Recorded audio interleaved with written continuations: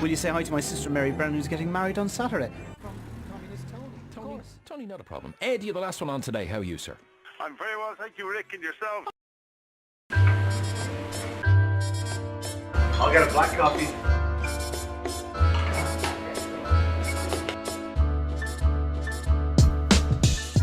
Come back. We know where to live, so we thought, well, I got the job in Trim. Let's shorten the commute. Well, exactly, by walking.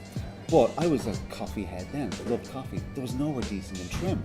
There was a place down the top right-hand side of the main street that we used to go to for sandwiches at lunch, a load of us. I don't remember if coffee was any good. I used to get sausage rolls in there. Lost me, yeah. Greatest sausage, when I could eat sausage rolls, before my cholesterol went through the roof. They used to do great potato salad as well. Did they? Yeah. I don't eat potato salad. It looks like vomit. I can't eat potato salad. No, I have a wrong. crawl for it. Potato salad is wrong. I was only in Trim recently. Why? I was dropping my wife down there. She was working down there for the afternoon. My wife's a solicitor, so she was down in the court. She was working down there for the day. Yeah. And I decided I'd go for the spin just to have a look. Yeah. And That's almost changed. nothing has changed since I was there What in I used to love 1994. about Trim was Market Day. Yeah. We'd be on air in this big international radio station, and if you open the window, out the back, that was fantastic. You could look out, there was the hotel on one side and the mart was on the other, so you could look out and see sheep being sold out of the window of this national British radio I thought station. that was brilliant. I love the surreal nature of that. It kind of freaked out a few of the English lads, didn't it? Yeah, they were 'Cause used to it. Could you imagine, like, if you getting a job in BBC Radio 1 or something, go, oh man, this is going to be great, and it's in the middle of some parking lot or something. Well, they're ending up on the Isle of Skye. Yeah, something ridiculous like that. But Trim, of course, is famous for one thing. Yeah, I was only seeing a thing about that the other day online about Trim being one of those places you should bring your kids to in the world. CNN had done 10 places in the world bring your kids that will enrich them and make them.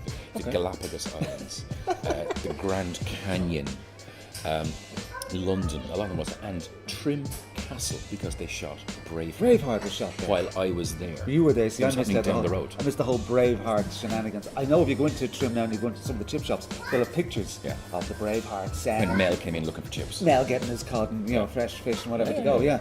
So you were there. You weren't? Were you? Do we look out for you in the? No, do you know a lot of the lads who worked there Yeah. were in it? I was almost an extra in Braveheart, apart from my inherent laziness. They were putting a call out for locals to go in and don all the gear into the blue face paint and go in and work for a day. And a couple of the guys who were working there at the time, Dickie Bowe and Cousin Brucey, a couple of lads all went in and they're in the background doing the thing. I was too lazy. I could have been in Braveheart and I just wasn't arsed. You were too lazy. Yeah. Oh, you were.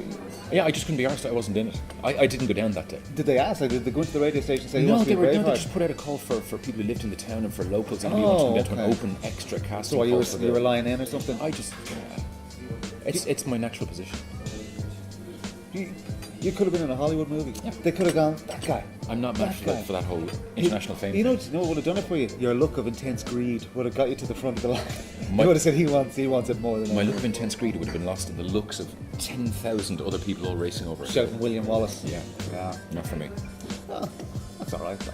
But you do the radio thing. That's kind of a lazy man's gig, isn't it? Isn't it? It is in its backside. Come on. You're doing this to lure me out. Kid. You so are.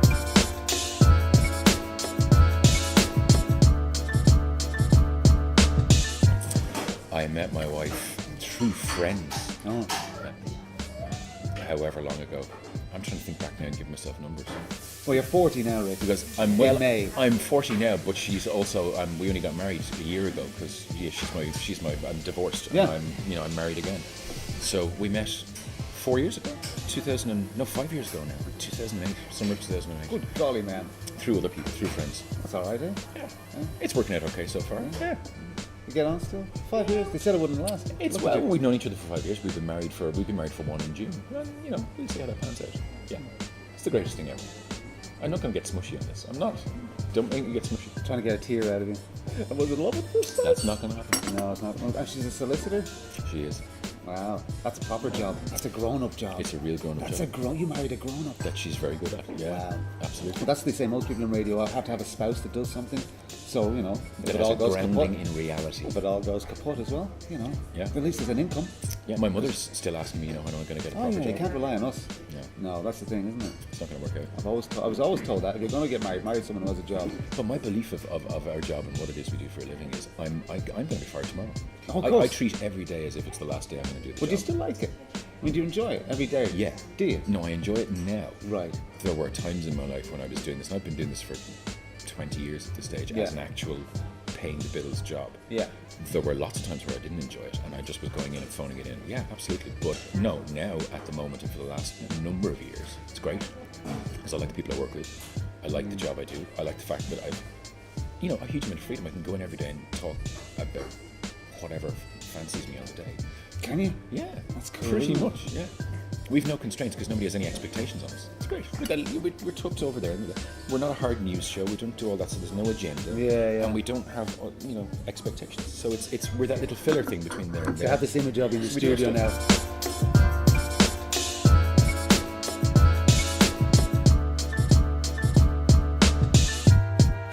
It sounds like you've got it figured out.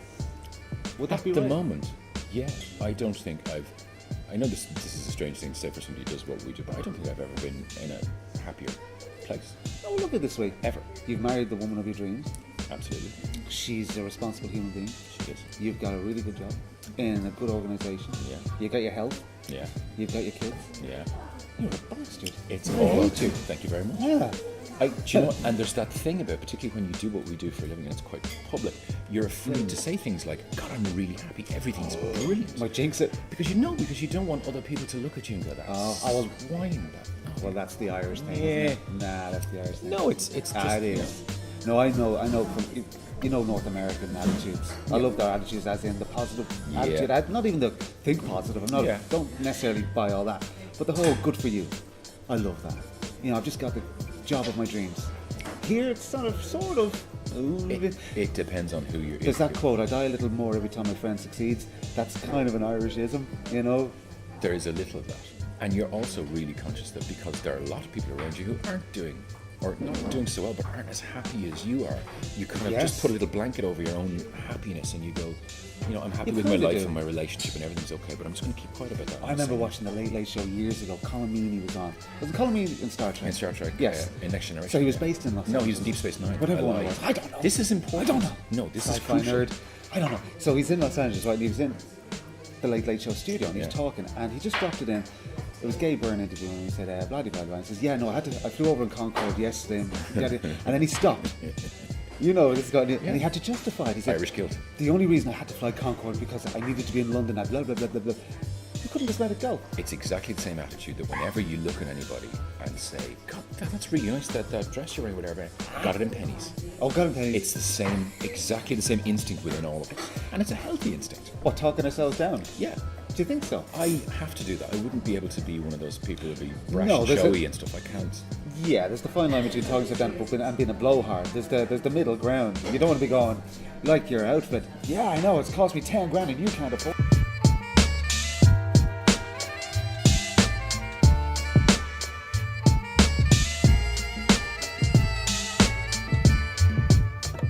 I mean, I'm from a really working class background.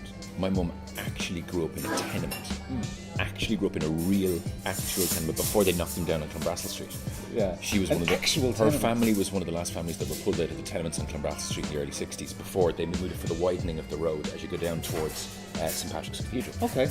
So they were moved out to Drimnagh, flats in Drimnagh, Yeah. and that's where I was born.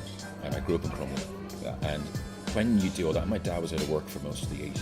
Yeah. So when, that's the context of your life and your history and where you come from, you do feel it gives you a real grounding you don't get. If I went to a private school in Blackrock and if my mummy and daddy had, a big pile on the hill. So is it almost like were worth survivor guilt? As in, you now have achieved more than your parents did monetarily. Yeah, you see, I don't think that's survivor guilt Commercial. at all because your parents always, every set of parents always wants their kids to do better than they have done themselves. Agreed. Everybody does that. Agreed. So, when your kids do end up doing better, I'm like,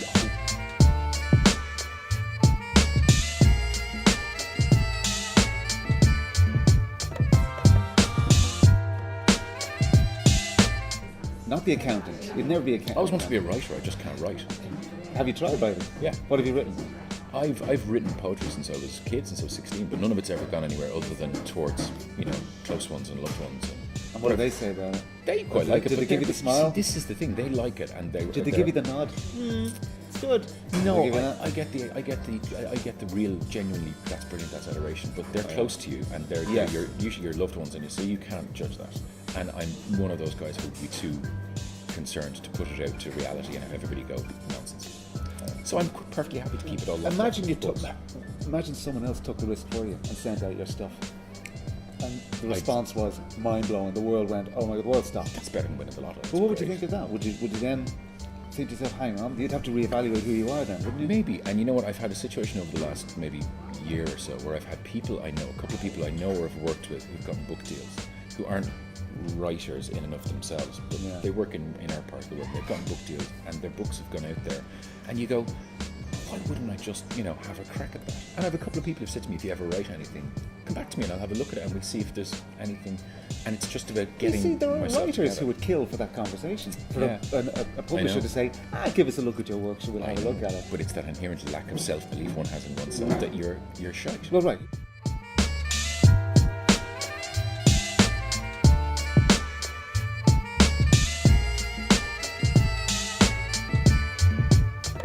Like to me, that was on the radio when I was 22 or 23. Well, I was remember a you doing the funny scary- farm on FM 104 That and was shouting a and scary screaming and roaring. concoction, shouty, screaming. But you had to do roaring. it to get to where you were. You had to do that to become who you Yeah. are, like you develop anyway. And I can't listen to that anymore. Oh, because I it's hear you. terrifying. And I'm sure you feel the same way about when you were a younger whelp.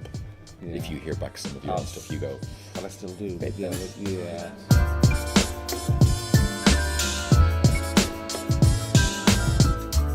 But I'm nearly done, and I got to be starting to make me move soon. I have, yeah. Well, you've got a job Sadly, to do I've got today. real work to go to. You've Yeah, got a job which to is- do this is today. far more entertaining. Do you want to take some of that with you? Did I ask for a dog? I'll wrap them up, yeah. Yeah, wrap them I'll bring them up, up. Bring them for lunch. I'll bring them into the lads. Wrap up, Sure. eh? Yeah.